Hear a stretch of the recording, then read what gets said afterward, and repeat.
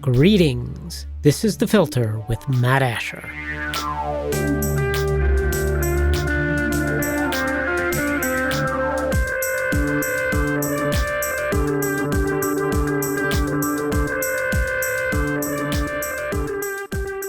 My guest today is Pete Quiñones.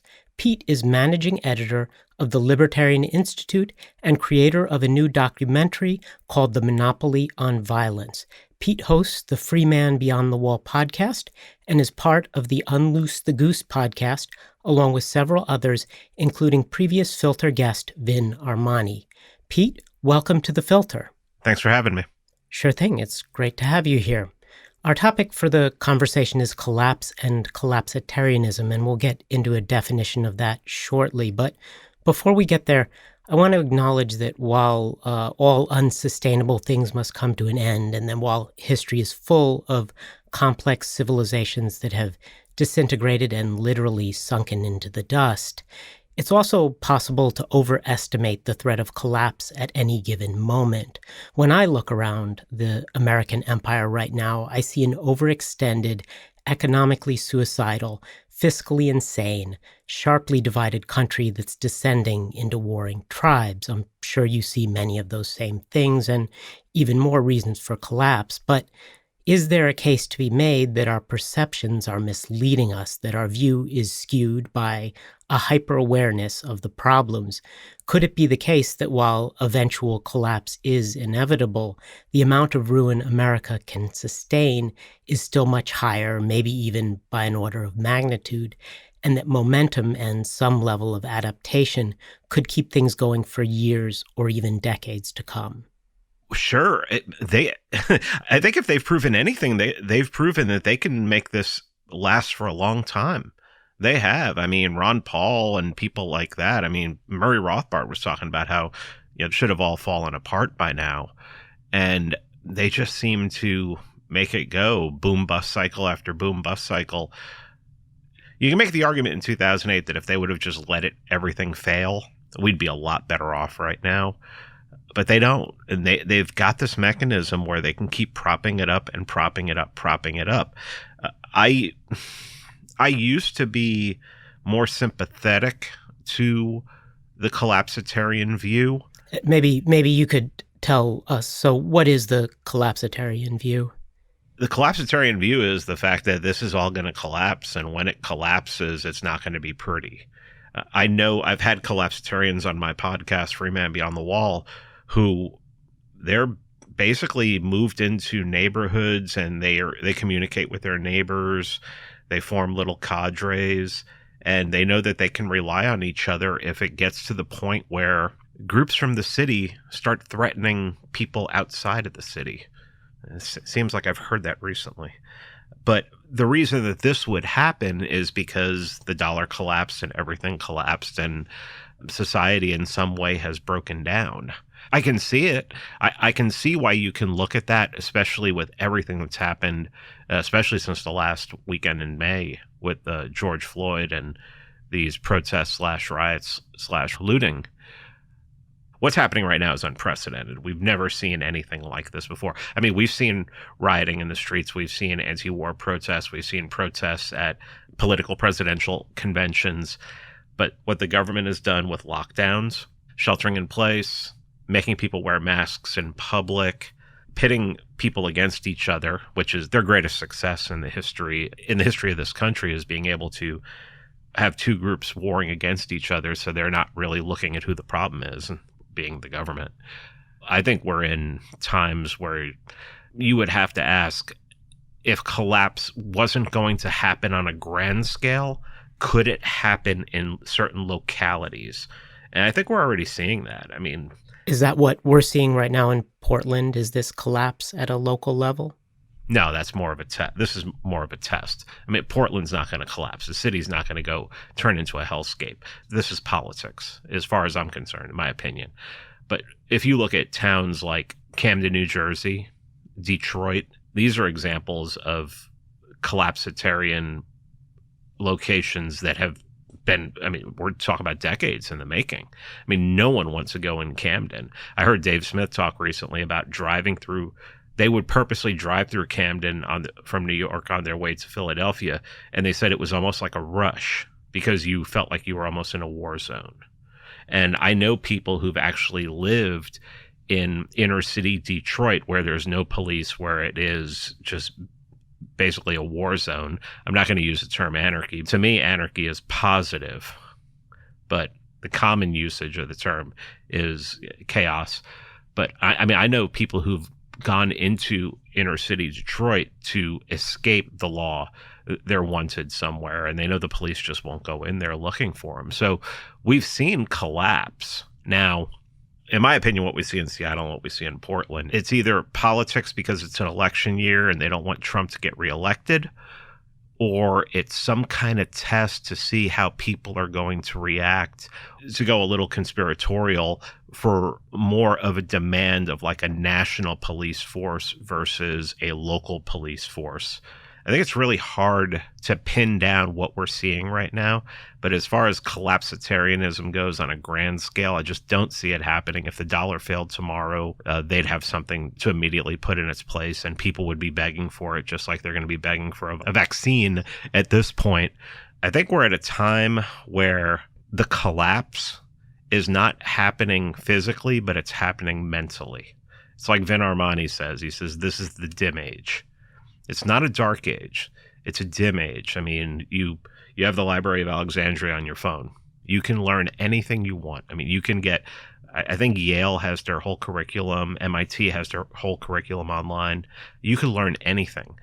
But when it comes to reason, logic, rhetoric, the trivium, the classic trivium, there's nothing there. Richard Grove said on my show, an episode that I dropped yesterday, he said that literacy is a form of slavery if you don't have critical thinking. And certainly that's not so much pushed right now in the educational institutes. I think one aspect of collapsitarianism is a recognition that this is happening, or the belief that it's happening. Another aspect of it might be a feeling that this is something that we should cheer on or accelerate, or that we should, I guess to use a common phrase, we should lean into the collapse in some way. And I do see to some extent the case for that, and maybe I'll make that, but I wonder what your thoughts are on the idea of not just accepting that collapse is inevitable, but in some sense either bringing it about or trying to lean in and influence the way in which the collapse happens. So you're talking about what a lot of people would term accelerationism? Sure. Okay.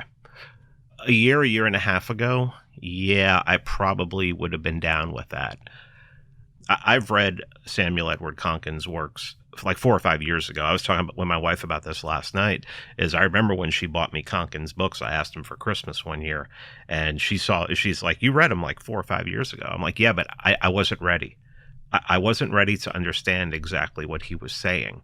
So back when all the COVID-19 stuff started, and I realized by talking to Vin Armani, especially talking to Vin Armani and Richard Grove, that this was going to be used as a paradigm changer, as a shift of some sort into even more technocratic than the direction we were going. I decided to break out my Konkin books again and start reading. And then I read the work of fiction by J. Neil Schulman, Alongside Night, which is like an agorist Atlas Shrugged. And when I read what was going on in there, the thoughts that they had painted in fiction, and then I read New Libertarian Manifesto and Agorist Primer, I changed my mind about collapsitarianism, in that I think in order to survive, in order to have liberty when the state starts falling apart, and in many ways I think the state is falling apart already, we can talk about that, we're going to have alternatives already built. And that's what agorism talks about. It talks about starting production privately, starting black market and gray market production, and everything from food production to anything. But the pinnacle is when we have security agencies that not only protect us from criminals, protect us from the state, but I repeat myself, that we will have protection agencies that will protect us from the violence of the state. And that's when we know that basically the state has lost its power. And right now, where we have the majority of services either being run by the state or state-approved industries and companies, you're going to have it go in the opposite direction, so that when you look at society, you'll see pockets of statism here and there. And I think that can be collapsitarian too, but it doesn't have to be the negative, the almost Mad Max kind of way that some people who call themselves collapsitarians are painting it. I think that we can have all of the industries set up to take care of our needs and our wants, and then the state just basically loses all of its power. So if I were to kind of summarize that view, or the view against collapsitarianism or acceleration, I'd say that is that we as individuals and as groups need time to set up alternate structures, and a slow decline gives us that time. The counter argument might be that a slow decline also gives the state an opportunity to put in place certain forms of tyranny in the boiling of the frog way, where bit by bit they ratchet up control, and we end up with a situation like what you have in China, where you have a highly controlling technocracy, and maybe you have a certain level of free market activity on the ground, but everything is very closely managed and controlled. Whereas if you had a more violent collapse into chaos, then there might not be time for the state, especially a state that went bankrupt very quickly and lost its power and empire very quickly. It might not have time to entrench in the same way. I'm not sure which side of that I believe, or maybe both of those things are partly true. What do you think? I think the concern of a technocratic China-like state growing up while everything is dying is a good concern. But there's one thing that China doesn't have that we have, and that's getting close to 1 billion guns. And 1 billion guns in the hands of a populace.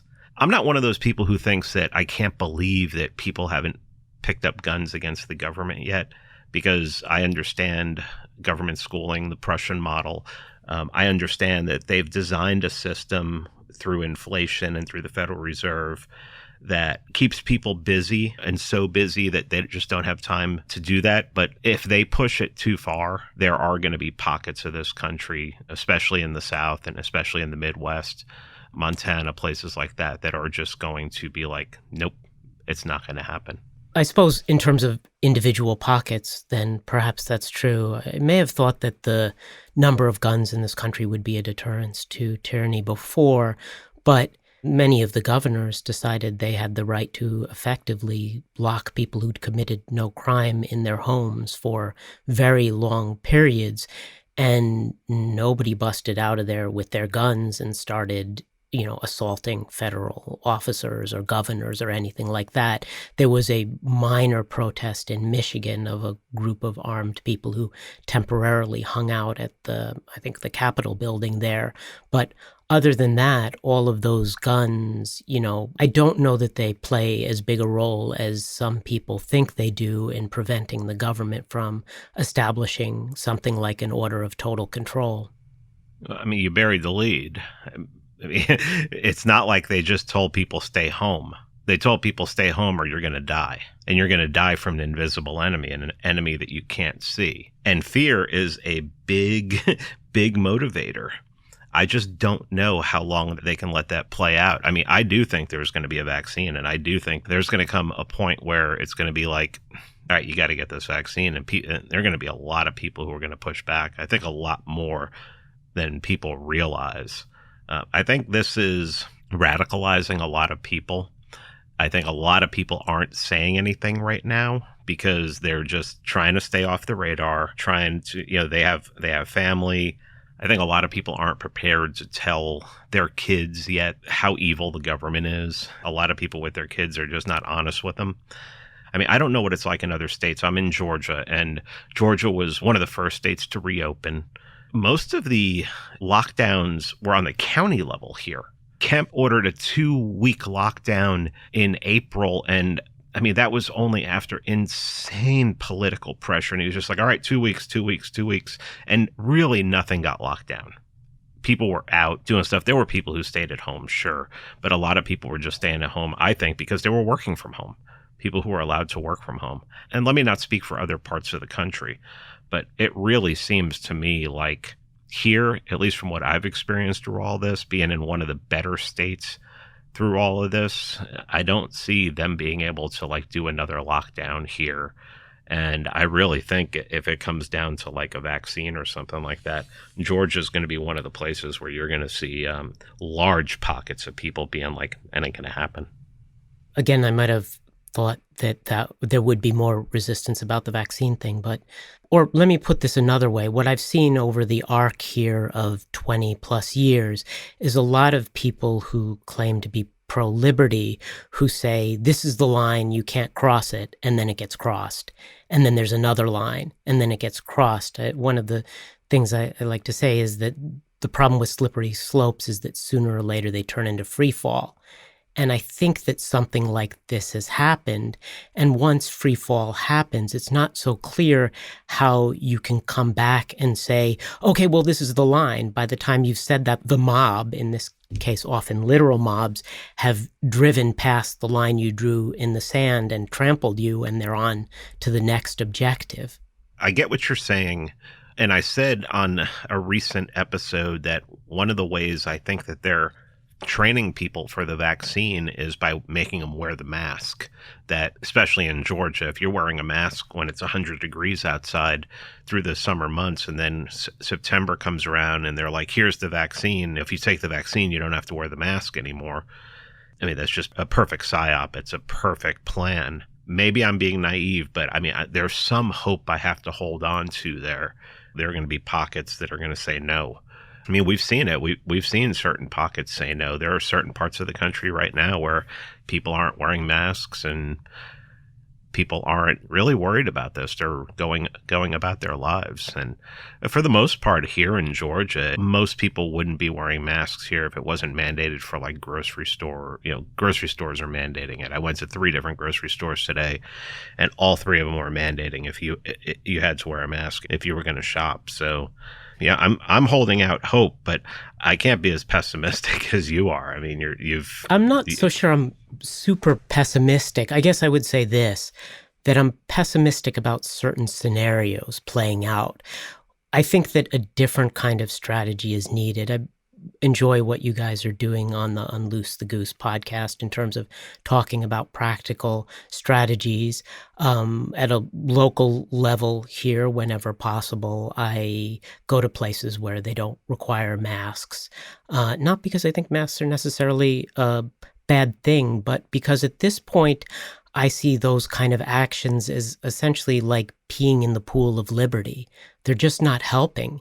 And especially now, like on a practical level, when here where I live in Ontario, the curve has been completely flattened. We're down near the tail end of things. The idea that now would be a good time to enforce masks seems insane to me. But as I say, I do see some ways forward, and I'm not completely pessimistic about this, but let me try a different approach in terms of making the case for accelerating some kind of collapse. And that's that there's a difference between uncertainty and chaos. And one of them is much easier, in my view, to live with than the other. Chaos, you can get into the rhythm of it. Or think about a movie like I Am Legend, and Will Smith lives in a world of chaos most of the time. He's got ravaging bands of zombies at night. The streets are completely taken over by wildlife. He's had to redo his life around the chaos of the collapsed city. But as far as that goes, he's okay. The thing that's really messing with his mind is the uncertainty about whether he can come up with a cure, which is what he's trying to do for the zombie infection that's going around, or the uncertainty about whether other human beings have survived. So I suppose the argument here would be that if things are plunged quickly into chaos, then you might be able to find your way out of chaos. But to put people in a state of perpetual uncertainty, which is what how long will the lockdowns last? What's the next move in this tyrannical thing? When will the dollar collapse? When will the empire finally have to pull back? Those higher level uncertainties, I think, are much more destructive to social cohesion. And they're much harder to navigate than just figuring, okay, the city is covered with wildlife. I just need to grab my gun and my dog and go out and go hunting, right? Does that make sense? Or is it a bad analogy? I don't know if it's a bad analogy or not, but a free market would be chaos. But that would be a positive thing. Bob Murphy's written a book, Chaos Theory. Mises talked about chaos, and they were talking about it in a positive. Uncertainty, yeah. I mean, they could keep uncertainty going on for months and even years. I mean, Rahm Emanuel's brother was talking about 18 months lockdown right from the start of this. I mean, I heard that, and I didn't worry about it. I'm like, that's just ridiculous. There's no way they're going to be able to pull that off. That will get people shooting. 18 months. They seem to have really done a good job of designing the control that they're trying to put in place right now, because just a little bit here and a little bit there, you're going to have to wear a muzzle. Everyone sounds like Kenny from South Park. There's a lot of ways that this could go. I don't know that just everything collapsing at once is going to be best. I mean, there's two kinds of chaos. The collapsitarian chaos it's not going to be good. Historically, it certainly isn't. When you look at the history of collapsed states, it's not usually a move into a nicer environment. Yeah, I don't think you're going to have an anarcho-capitalist society or a voluntary society rise up out of that, because people will be so panicked they'll just be begging for security from anyone who will give it.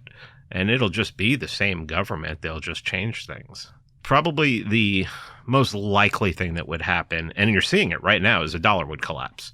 I mean, gold is over 1,900 and the dollar is just dropping. I think the last I looked this week, the dollar was at 86 cents to the euro.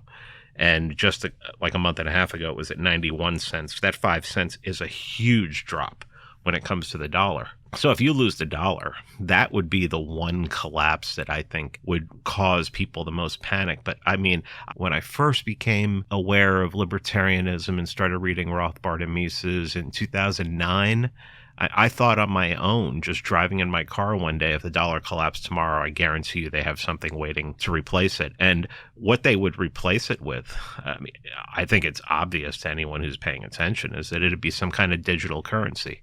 Right. That certainly would make sense from the perspective of a state, because it gives you the ultimate control over who gets money when, what they can use it for, Right. how it gets allocated. I think actually the mini experiment that's happening right now, both in the US and in Canada, with effectively a UBI from the perspective of a state that might want to put people on that kind of a measured drip of income. It's a bridge towards distributing money electronically to everyone and then beginning to call that not a dollar, but a digital dollar. Yeah. I said right from the start of this is once they started talking about $1,200 to Trump bucks, and then the unemployment $600, and in most cases the state was given $300. So there were a great many people who were getting free money every week, way more than what they make on a weekly basis. I said right from the start that this was just warming people up for UBI, and this whole thing is warming people up for universal health care. I mean, you guys have had that up there forever, so I know it's become an institution. It's almost like guns here. It is, though. I should say, for listeners who haven't heard some of the casts where I've talked about my own biography, I lived in the States for most of my life, spent some time in South America, and then moved here to Canada about a dozen years ago. And when people who are on the pro-capitalism, pro-liberty bent think about Canada, they think about, socialized medicine. And it is true that they have that here. And I'd say that overall the medical system is about as mediocre as it is in the States, just in different ways here. Because, of course, in the States, it's not a free market system of medical care. But beyond that, that's just one piece of the overall puzzle of government interventionism and the overall amount of government interfering in the economy, at least until the COVID lockdowns began, was actually a lot less here in Canada at the time I moved up here. Now everything is in flux, and it's hard to say where things will shake out. And in fact, that's, I suppose, one of the most interesting things here is to look and have this opportunity to see which are the places in this time of uncertainty that are going to be strong about holding line for individual freedoms. And it's not so clear that there are those, at least at the level of an entire country. Sweden, of course, didn't lock down, but that wasn't necessarily out of a great commitment to individual liberty and freedom. It was somewhat accidental, as was the case in Japan. And I talked to James Corbett on one of the episodes of The Filter about how it is that Japan didn't lock down. And part of that is their constitution, and part of it is the accident of having the Olympic Games as a possibility and therefore not wanting to recognize the problem early on until they had to, and then they canceled the games. But at that point, the momentum against locking down had been somewhat locked in.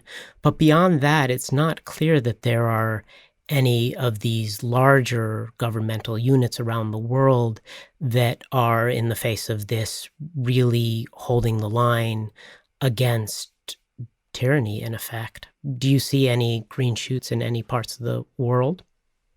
I think anywhere you'd go would have to be someplace where the government was weak, like Mexico or some place like that. Vin Armani's gone to Saipan, and he said that he thinks it's probably as close to minarchism as he's ever seen, but it is part of the United States, and it seems to have been internationally orchestrated. I don't think that that's, I mean, it sounds like a conspiracy theory, but as all these countries were doing the exact same thing. I mean, I guess you could argue they were all following the WHO recommendations or, American CDC. Yeah, you could just decide that states inherently want power, and this was a great opportunity. And I think that it is the case that this is, and this is something that Armani has talked about, it's a moment of mob rule. And early on, in the time of fear at the beginning, there was a lot of pressure coming from the bottom, from groups of people, to do something. And that particular pressure manifested itself into this push for the particular solution that was held out there, that if we just lock down, that everything will go away. And people collectively and in a mob kind of mentality, in my view, not necessarily structured from above, although I know some people believe that, but that they just, the fear and the moment of mass, a sense hysteria, pushed people to demand a response, and this was the response that was on the table. And any particular state is going to be perfectly happy with a solution that their population is pushing for that also has the side effect of giving them a high degree of additional power.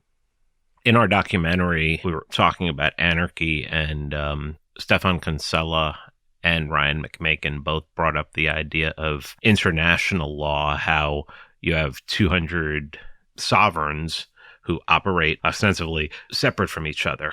And that seems to have definitely been lost in the last 6 to 7 months, is they're all just in lockstep with each other. Scott Horton refers to himself back in the 90s as a New World Order kook. And if you still believe in that kind of New World Order, you have to look at this, and it would definitely make you insane and be able to go, look, see, I told you. I mean, I just don't see how this many countries could all be doing the same thing. But as far as like places to go to get away from this, I think that anybody who, really wants to fight this is just really going to have to make their stand wherever they are. And what we're trying to do with like Unloose the Goose is try to get people at least into digital groups, but really get them into territorial groups of like-minded people, who can get together and provide safety in numbers. I think that is ultimately the solution, and first organizing digitally and then moving that into the real world. And I think that at some point what's going to have to happen, and this is partly why I'm not completely pessimistic about this is that I think that at some point, some of these groups are going to go, well, okay, so the government is a monopoly on violence. It's a mafia. We recognize that. How about instead of fighting against that, we just accept that and decide, yes, government's always going to be there, or at least for the foreseeable future. And its nature is to be a mafia or a protection racket. So we accept that, and then we negotiate terms with one of those mafias while we're still somewhat free to move around the world. So we go to a government, some unit at some level, and say, look, we have this money and we have this skill to bring in, but in return, here's what we want. We want you to protect us from other governments, and we want a high level of autonomy and some kind of extreme poison pill provisions so that if that governmental entity goes Hong Kong on us, then it will kill them too. And I'm not sure exactly what that would look like, but I think that the governments may not be as much in lockstep as they seem right now, and that we're seeing actually the triumph of a certain kind of anti-globalism that might open the door for this kind of negotiation with a particular level of government, especially in a situation of failed or failing states. I mean, I hope you're right. Yeah, I'm going to keep my eye out and see what other governments are doing. I know the guy who runs Belarus has really been middle finger to everybody who's trying to force him to lock everything down and things like that. He seems to be really, you talked about how Sweden didn't do it out of some kind of liberty thing. I think this guy didn't do it just because he doesn't want to be told what to do. He's just like a psychopath. And he's just like, I don't want to be told what to do by you people. Go screw yourselves. That's a little bit the situation in Brazil as well. Oh, yeah. Bolsonaro is a bit of a... That guy's a maniac. Nutcase, yeah. Yeah, he's a lunatic.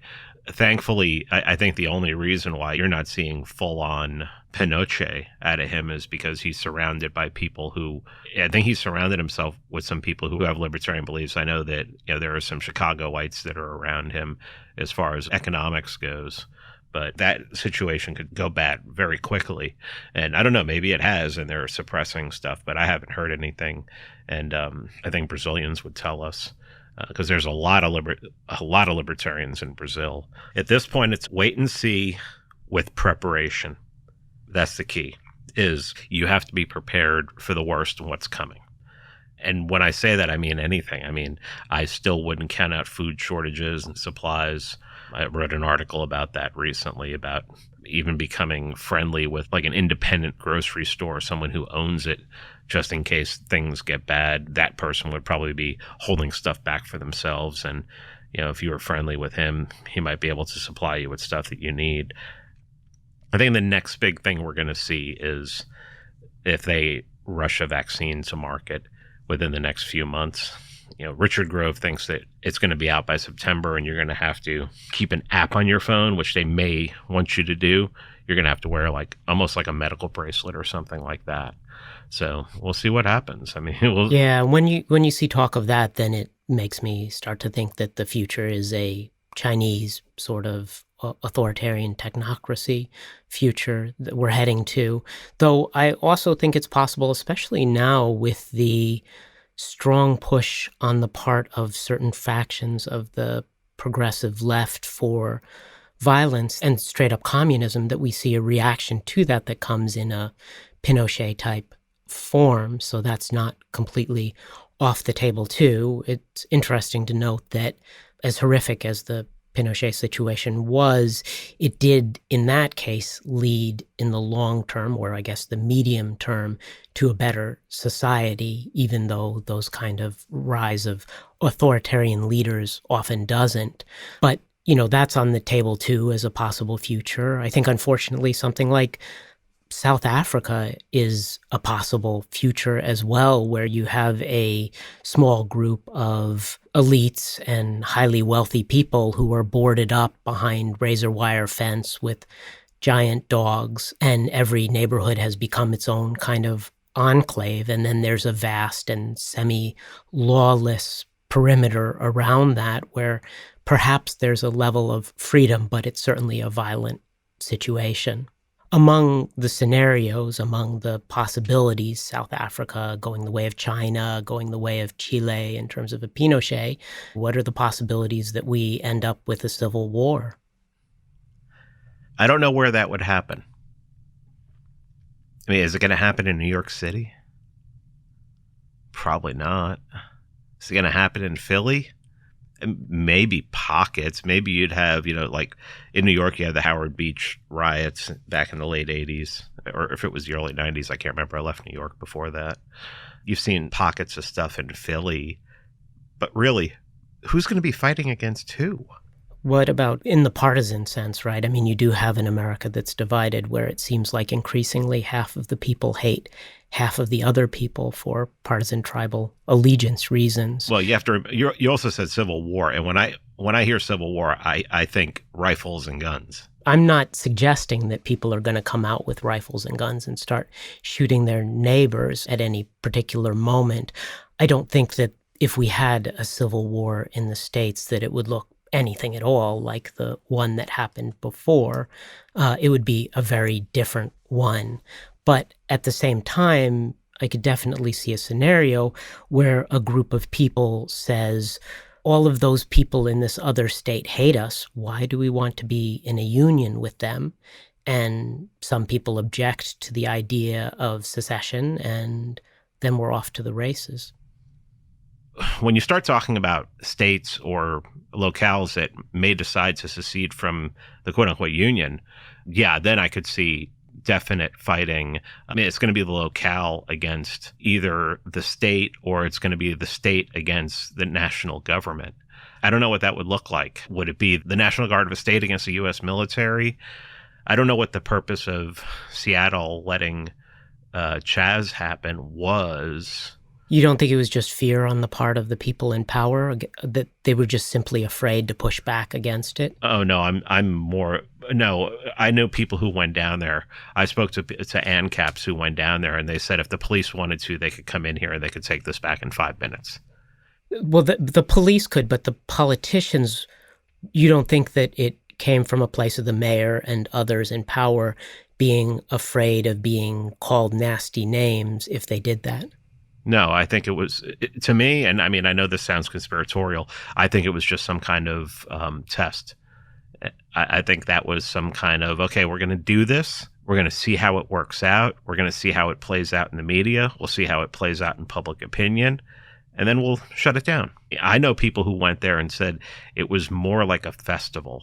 Like, they didn't see anything violent that was happening. I mean, obviously people got killed, but I mean, I wouldn't put it past the state sending people in there to do violence just to see. I mean, like it was in Minneapolis, where you saw some guy breaking AutoZone windows who was obviously not one of the protesters. That was one of the oddest things I've ever seen. But, no one wants to look at that because then you're a conspiratorial lunatic. But, you'd rather believe the professional liars in the media and and politicians than actually look at that and go, yeah, that doesn't look right. Who is that? Is that a police officer? Is that someone undercover? Is that COINTELPRO? What is this? And as far as Portland, I don't know what Portland is. Portland has been like this forever. I guess the politicians there are probably as nuts as the politicians in Minneapolis. I also think that voters tend to get what they ask for. So I have a hard time feeling bad when voters get what they ask for. And they seem to have... Certain locales have seemed to ask for people who think that, there's 150 genders and that's more important than, what a government should be doing, which is providing safety for personal rights and property. I'm also an anarchist because I know that governments don't provide that. It's hard for me to look at Chaz or what's happening in Portland now and know exactly what's going on. But as far as civil war goes, I mean, if secession is on the table and it's serious, I think if more of a right-leaning place did it, you'd be more apt to see violence. But if California decided they wanted to secede and they were serious about it, I'm pretty sure they'd just be allowed to go. I've said this before. I mean, I don't care if California seceded. And at some point, I think that we need to build a wall around New York and just not let anyone out, because the people who are in there are just too dangerous. for the rest of us. The people in there are nuts, and anyone who wants to stay there is nuts. I'm with Jack Spirko on this. If you desire liberty, and I'm not talking about anarchy or anything that you can't have right now, but just safety, basically, get the hell out of cities. I feel like I'm too close to the city right now. My wife has started working up at the foot of the Blue Ridge Mountains. I'm trying to convince her to, say, hey, do you want to live closer to work so you don't drive 45 minutes an hour? I'm willing to move up there, because I feel like I'm too close to Atlanta right now, and who knows what the hell's going on, man. But I think it could come to a point very soon where you're going to see a lot of people mass exodus from cities, and you're really only going to see people going into cities to work and then leave. It certainly could be. And with the increasing availability of high speed everywhere, you could have a lot more people who are able to work from home. And that's becoming more the norm now anyway, with the laws restricting workplaces from getting together. I'm more skeptical about the retreat to X strategy. I think it's possible in the short run. In the long run, unless it's done in a deliberate way where you're going and forming a deliberate community that is going to push back, then I think all you're doing is buying yourself another year or 2 or 3 before it gets to the suburbs, 3 before it gets to the exurbs, and however many else before it gets to the completely rural places. I think that preparing for this, for what's coming, especially now that we're still in the state of uncertainty and not yet in the state of a particular kind of chaos.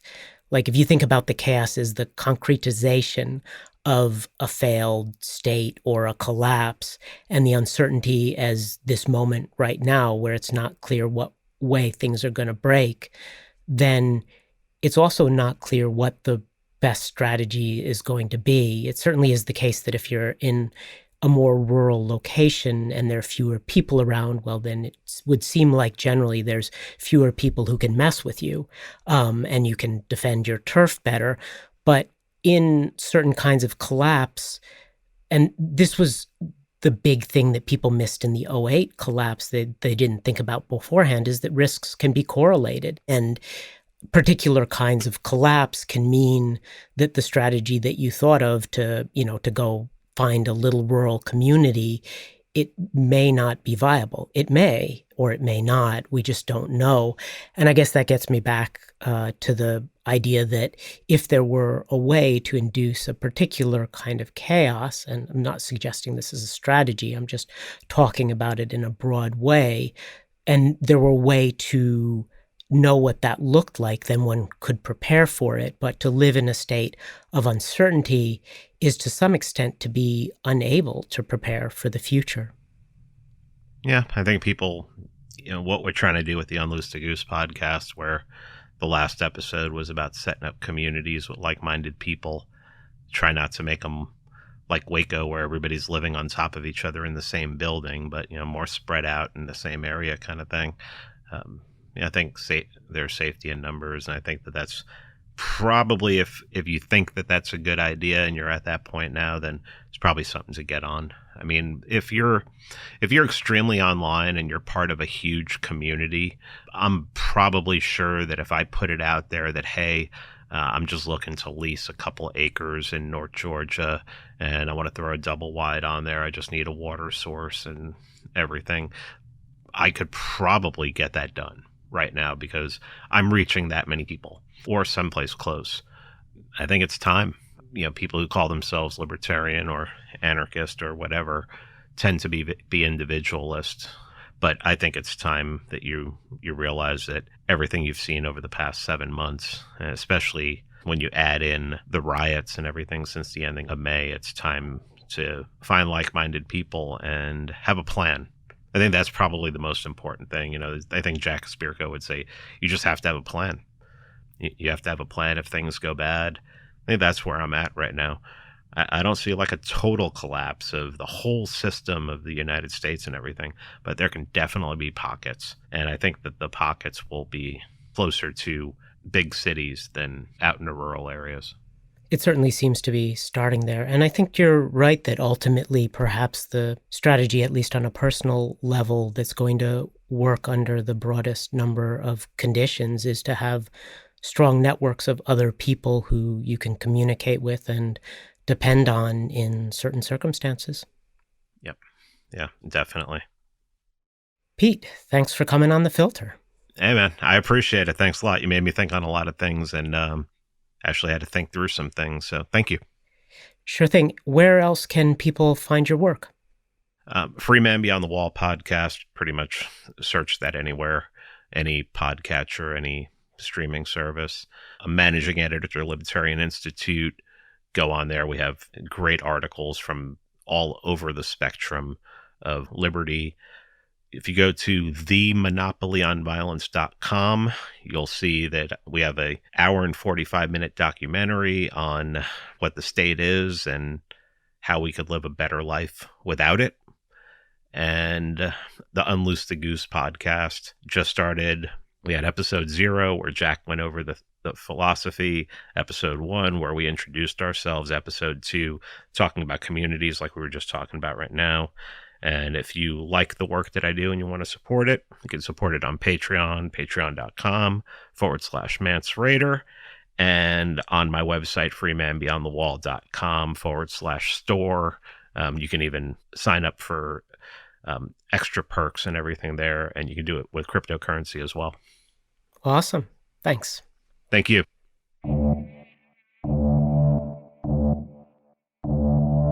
Thanks for listening to The Filter with Matt Asher. You can find show notes at thefilter.org or follow user Matt Asher on the socials.